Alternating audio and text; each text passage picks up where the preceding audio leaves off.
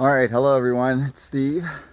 I'm here in Michigan visiting some friends, and I was here out for a trail run on these trails, and I just rolled my ankle on a tree root. Not too bad, but the run is over.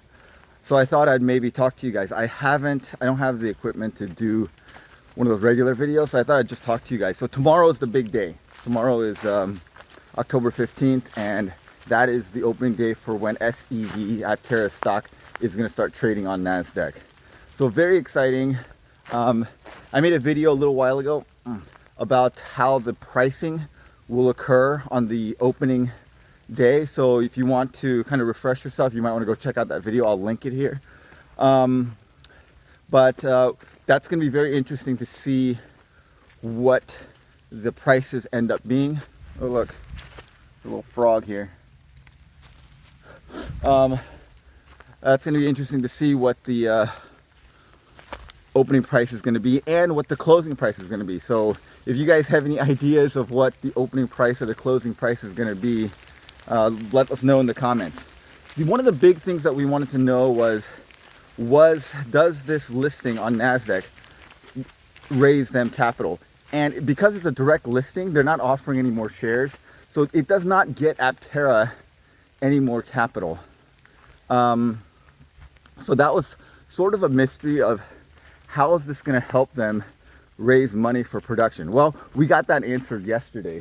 So yesterday, what happened is they announced that they have a $75 million equity line of credit with New Circle Capital. Now, New Circle Capital, I Googled them. They do have a web page. It is quite sparse. It's a single homepage with no links and has some information. And that the last time that website was updated was 2024. I did a little more searching. I found them on LinkedIn. It looks like they're a very small group. And LinkedIn says that they have between 2 and 10 employees. So it could be as little as 2 guys or as many as 10 guys. So if it's 2 guys, it's just a partnership and a very small outfit. But they have agreed to buy $75 million of stock. And you're like, how does this work for them? So I'll explain how this works.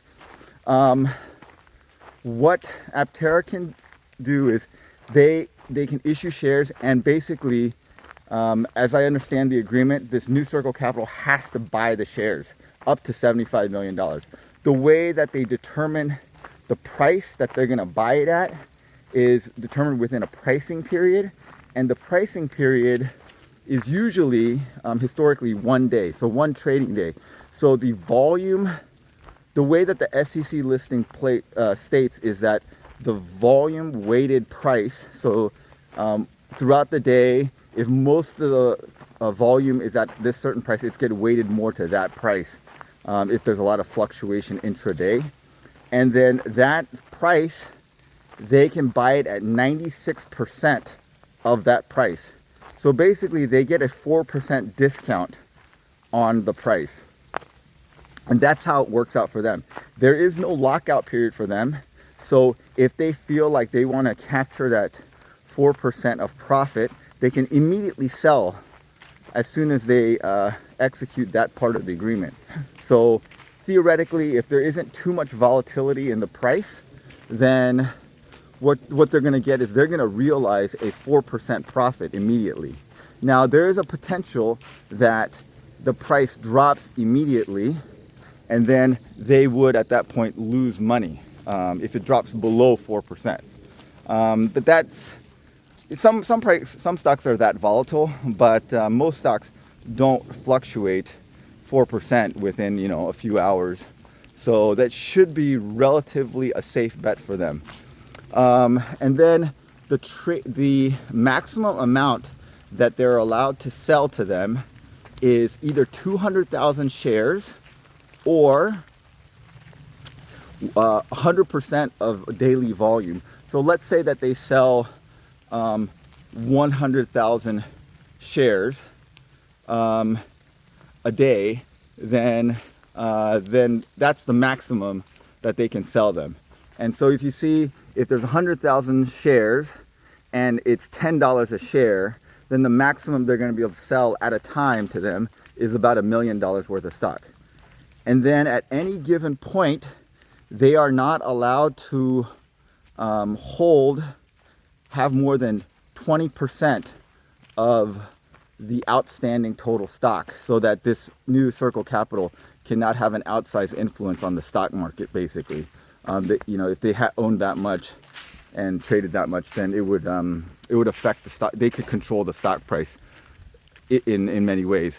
So what this does is it allows Aptera theoretically to raise up to $75 million over a period of time. They will not be able to raise it all at once because of the limits on the number of shares that they can sell. So how does this work? What does the stock price need to do for this to be an effective fundraising mechanism for Aptera?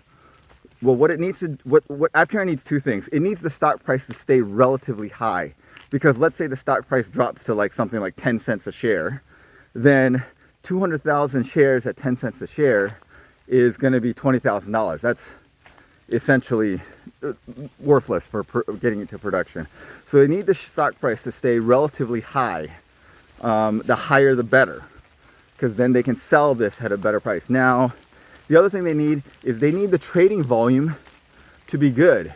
So if they're only selling 100 shares a day, then number one, volatility will be ridiculous, and two, that's like the maximum that they're able to sell, 100 shares. So that's not good. They're not going to be able to get very much money if the trading volume is low. So a lot of people are talking on Discord like, I don't want to sell.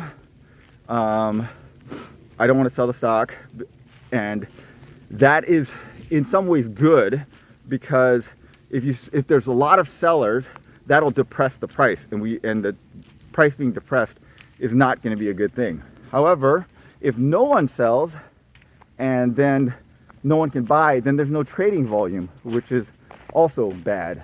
So you want trading volume. You want two things. You want trading volume, and you want the things to stay high. Now, who's going to sell? I think a lot of the enthusiasts aren't particularly keen on selling. Actually, I'm going to turn around because I think I need to head home. My foot is really starting to bother me.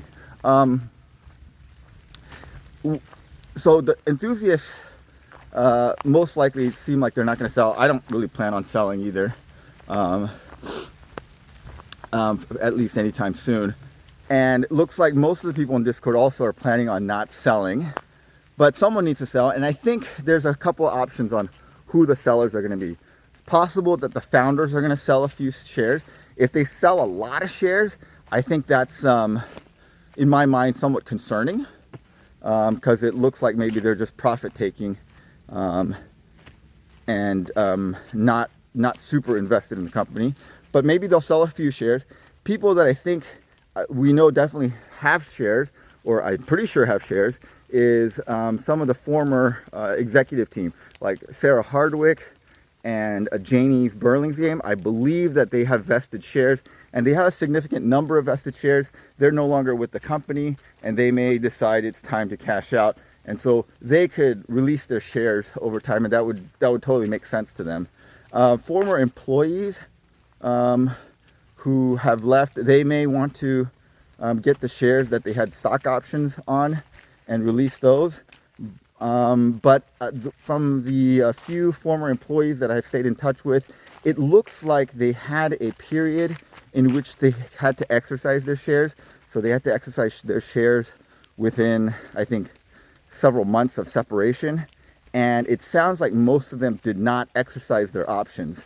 So if that's the case, then there's not going to be that much activity from the former employees. So I think it's going to be mainly like former executive team, and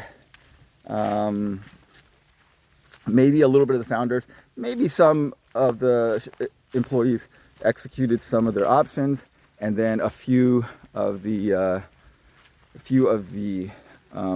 enthusiasts are going to sell shares. I do think a unless there's a lot of interest from the public and from the enthusiasts, that there's a possibility that there's more shares for sale than there are buyers. That would be not a good scenario, because that would probably tend to depress share price. So the best thing would be for someone to buy up these shares as they're offered, and we're gonna get a good sense of that, I think, on the first day. We're gonna get a good sense of how much interest there is in buying the stock on the first day, and if it's robust, then it's a really good sign. So yeah, I think tomorrow's gonna be super exciting. If I can work it out with my schedule and get some technical difficulties, I might try to have like a little watch party at the opening bell, and just watch the stock price for a little bit, and it'll be kind of live streamed on YouTube. I'll see if I can make it happen. If it does happen, I'll put a little post on the YouTube page. And yeah, so last thing, there is going to be a kind of a virtual road show where Aptera is promoting the stock today at 5 p.m. Eastern time. So I'm going to try to check that out if I find the time, and you guys should check it out too. Again, let me know what you guys are going to think on the first day. I'd love to hear people's thoughts on what they think the opening price is going to be and what they think the closing price is going to be tomorrow.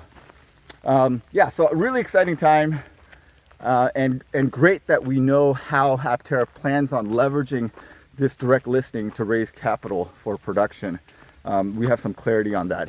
Oh, one last thing I thought about is, why did they decide to go to this equity line of credit instead of just releasing shares directly? That way they, right now they're losing about 4% because of the discount to this capital firm.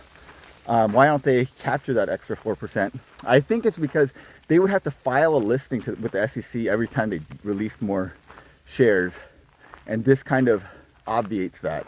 So from a logistics standpoint, it makes sense. Okay. All right. Thanks for watching, guys. Let me know what you think the prices are going to be tomorrow. And hopefully I'll see you guys in the live stream if I get a chance to set it up.